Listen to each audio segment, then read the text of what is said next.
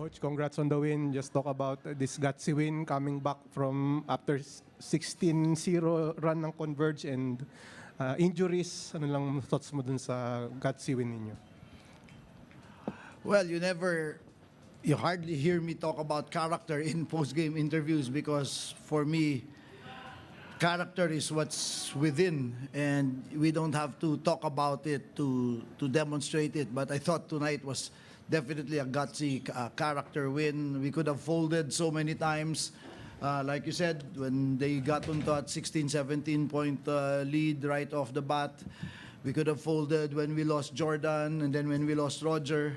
But still, the guys continued playing. Nakita naman, ang lalim na ng baul na hinatak ko si Tyro Seal, sila Paul Barilla. But they contributed. Allowed this guy beside me to come up with his endgame heroics. But I thought the defense of Sean Kitevis and the defense of Kim Aurin on Mikey Williams in the fourth quarter was crucial. And I thought Henry Galinato played an excellent game. So overall, we don't know the state of our health, but it's a great win to have.